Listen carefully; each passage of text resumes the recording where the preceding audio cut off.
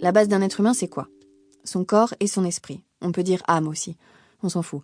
Ce qui est important, c'est que quand vous êtes nés, vous avez tous crié et bougé en même temps. Tous. Sans réfléchir. Pas parce que vous étiez incapable de penser, vous deviez sûrement ressentir tout un tas de trucs, même si vous n'aviez pas les mots. Non, vous avez tous crié et bougé en même temps parce que c'était instinctif. Tiens-toi correctement. Lève-toi. Assieds-toi. Ne bouge pas. Donne-moi la main.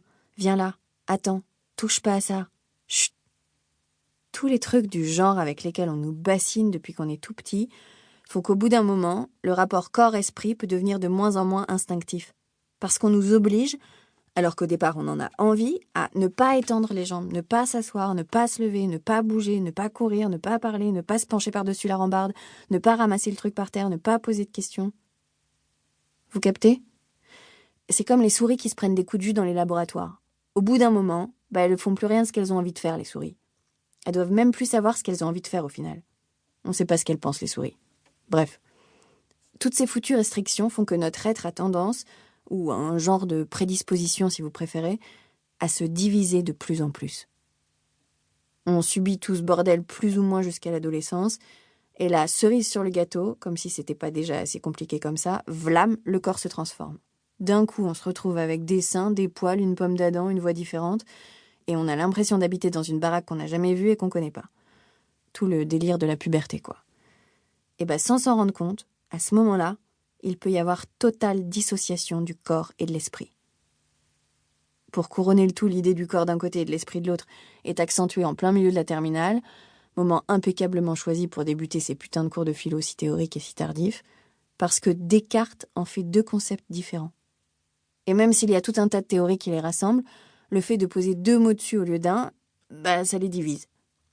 En gros, de la même façon que masse de blagues à la con oriente le point de vue de la société sur la prétendue débilité des blondes, Descartes te fout inconsciemment dans le crâne qu'on ne forme pas réellement un tout. Exactement comme on peut penser d'entrée de jeu sans trop faire gaffe que les blondes sont débiles. Ce qui est totalement faux. La débilité n'a rien à voir avec la couleur de cheveux. C'est pareil pour l'histoire de l'âme et du corps séparés. C'est absurde. Ça revient quand même à dire que 1 plus 1 égale 1. Donc c'est débile. C'est du conditionnement comme pour les souris. Bref. En tout cas, malgré nous, à cause de tout ça, on peut très vite tomber dans le piège du coupage en deux. Je t'arrête tout de suite, hein. T'es pas forcément contaminé. C'est possible que tu sois passé entre les mailles du filet comme les mini-poissons. Vous pouvez très bien avoir été épargné par le délire, je vous le souhaite.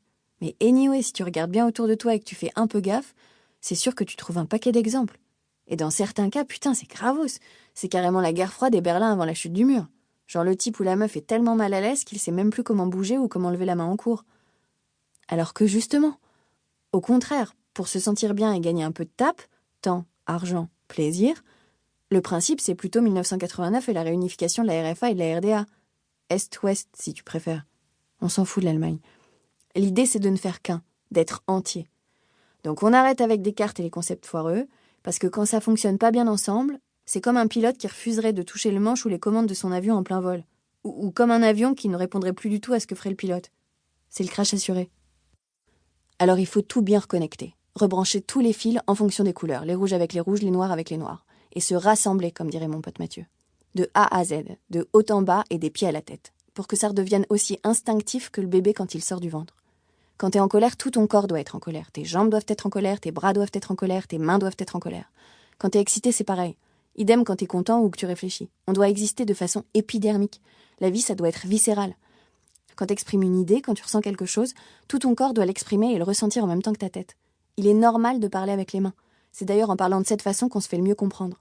Et c'est ce qui fait la différence entre les bons et les mauvais orateurs. Je donne pas d'exemple par principe, mais clairement, il y a ceux qui vivent leur discours et ceux qui le récitent. C'est pour ça qu'on dit parler avec ses tripes. Alors même si vous passez un temps monstrueux en cours, votre corps ne doit pas s'échouer par-dessous et par-dessus votre table comme un cachalot à moitié mort. Sinon ça se déconnecte. Et après, même debout dans la cour, vous ne vous servez plus de vos jambes que comme d'un trépied. Soyez vivant. Le corps et l'esprit, c'est une seule et même chose, une seule et même entité, une seule et même personne. C'est toi. Vous. Qu'est-ce que ça veut dire ? Ça veut dire que ton esprit doit fonctionner en étant totalement en phase avec ton corps. Et inversement.